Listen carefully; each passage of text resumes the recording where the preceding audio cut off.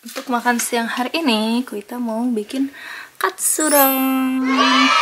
Sebenarnya gampang bikin katsudon itu, tinggal siapin ininya kan, kaldunya itu tadi. Terus nanti kalau dia udah mendidih, bisa kita masukin telurnya. Terus kayak jangan sampai hancur, kayak cuma diaduk dikit gitu doang. Terus habis itu tambahin daun bawang. Habis itu udah deh dikasih ininya. Dikasih dagingnya dipotong-potong gitu panjang-panjang, terus tinggal makan pakai nasi.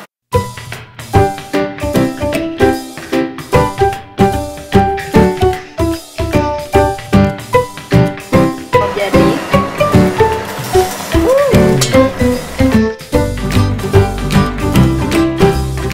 katsudon ala-ala gua, karena ayamnya juga cuma sedikit, terus kuahnya kebanyakan, telurnya gue kocok. Ya ini pretty much fail, cuma rasanya tadi udah dicobain enak sih untuk gue. Kayak gitu, selamat makan.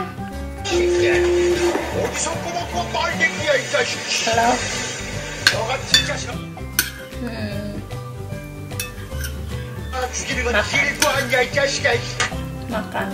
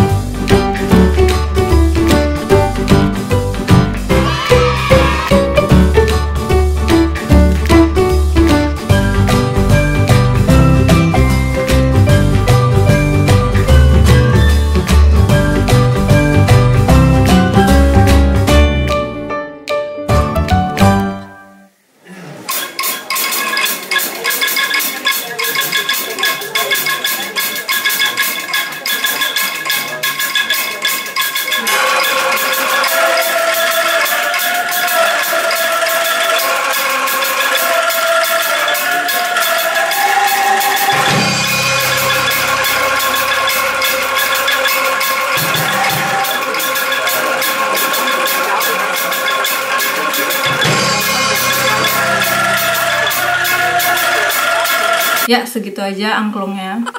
Hari ini hari ke berapa ya? Tunggu. Hari keempat, 26 Mei 2016. Gue hari ini baru pulang tampil angklung. Ikan masih kece, mumpung. Nah, coba begini. Jadi hari ini ada kegiatan namanya Langanah der Konsulate. Itu kayak konsulat-konsulat di Jerman gitu, pada open house gitu. Terus kayak semua orang bisa datang, bisa saling menunjukkan kesenian masing-masing, kultur masing-masing gitu-gitulah. Terus tadi ada angklungnya. Jadi gue selama 6 tahun ini gabung sama grup angklung Hamburg Orkestra ini. Kayak ya nggak 6 tahun full juga sih, sempat ada pause gitu-gitunya juga.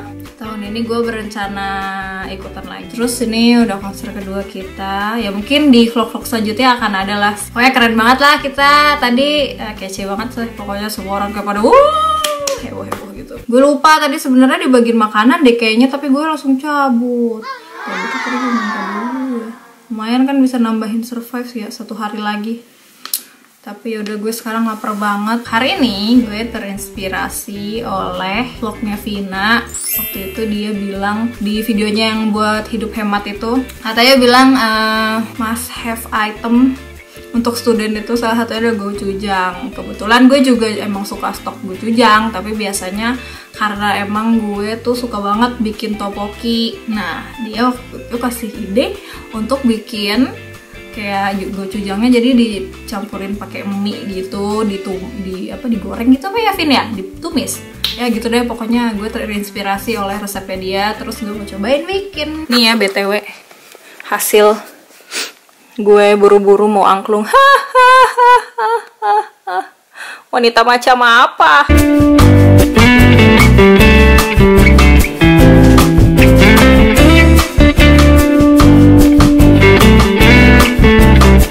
Jadi ini hasilnya si mie gochujang itu kelihatannya pedes sih. Gue nggak kuat pedes ya, tapi kalau gochujang tuh kayaknya enak gitu loh. Hari keempat gue berleben. BTW gue lupa, hari ini udah deadline ukur lingkar-lingkar lagi.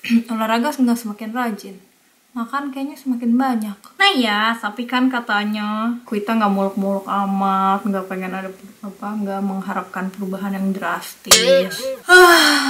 Ya udahlah ya. Ngantuk, bubi.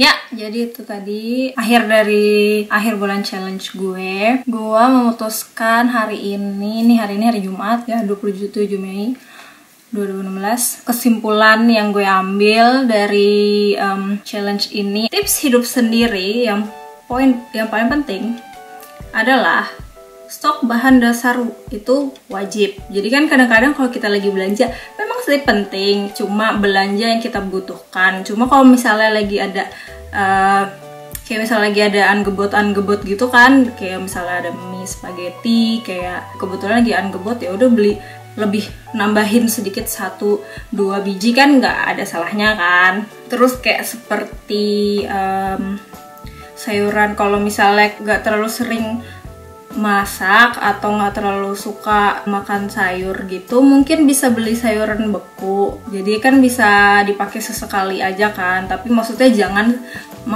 maksudnya tuh jangan yang kayak cuma makan instan doang yang nggak pakai apa-apa. Kayak misalnya bikin mie ramen gitu kan, bisa kita campur sayuran-sayuran sedikit gitu kan, biar ya ada sentuhan sehat-sehatnya lah. Terus yang paling penting adalah sebagai pelajaran hidup sendiri, survival kit itu harus banget, menurut gue itu harus banget ada. Seperti apa sih, jadi kayak kalau misalnya kita sakit dan kita sendirian dan kita mungkin kayak bukan sakit yang bener-bener harus ke dokter banget gitu, yang sebenarnya ya mungkin kalau misalnya diistirahatin beberapa hari juga udah reda. Cuma kan ada tuh saat yang kayak sakit banget lo nggak tahan gitu. Nah disitulah survival kit itu sangat penting. Contohnya seperti Panadol atau koyo kalau yang suka encok-encok seperti gua. Terus ibuprofen misalnya kalau untuk perempuan, kalau misalnya lagi dapat gitu-gitu kan. Terus kalau yang penting juga nih, nggak tahu sih ya kalau orang-orang, tapi kalau gue kan kayak suka ceroboh gitu. Jadi kalau gue juga suka nyetok ini bioplacenton, atau enggak kalau di sini ada namanya apa, Verbrenox Dalba atau Verbrenox gel. Itu kalau misalnya tangannya kena nggak sengaja tiba-tiba kena gagang oven, bukan gagang oven, kena gitar oven, kalau nggak lagi goreng-goreng gitu tiba-tiba kecipratan minyak gitu, tuh penting banget sih menurut gue. Gue nggak tahu kalau di sini, nggak tahu kenapa orang sini kayaknya jarang atau enggak kena sariawan ya, tapi kalau gue tuh kadang sering gitu kena sariawan. Jadi gue stok dari Indo tuh Abotil gitu. Terus yang paling penting juga adalah vitamin C.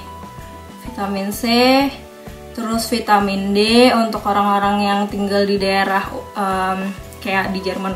Kalau khususnya nih di Jerman bagian utara yang jarang banget kena sinar matahari, itu vitamin D untuk kita penting banget. Terus menurut gue juga lumayan penting sih di selang-selang waktu, kalau misalnya nggak tahu mau nonton apa, kayak nontonin channel YouTube yang tentang masak-masak gitu.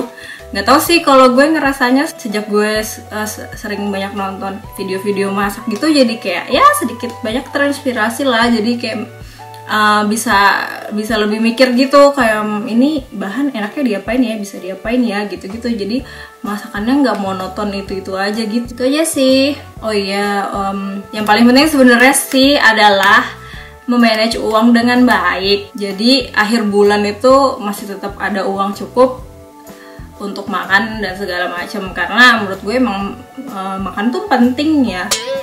Kayak itu juga PR sih buat gue memanage uang. Kalau ada yang punya saran bagaimana cara memanage uang dengan baik, mungkin bisa kasih gue komen. Karena gue sejujurnya nih 6 tahun hidup sendiri ini gue masih sangat susah untuk memanage uang. Gue itu jadi curhat, ya kan? Sih, gue bingung deh kenapa ya setiap gue bikin video selalu ada sesi curhat. Makasih yang udah sampai sekarang masih nontonin video gue. Mudah-mudahan ya kalau ada yang punya ide gitu, gue harus bikin video kayak apa. Gue tahu sih ini sampai sekarang gue kayak kebanyakan ngomong doang gitu, lama-lama bosan kali ya kan ya ngeliat muka gue gitu. Maksudnya omongannya juga galau-galau doang gitu, muka juga nggak bener-bener banget ya kan. Jadi kalau ada yang punya saran gue bikin video apa lagi, mungkin bisa di komen juga. Tonton terus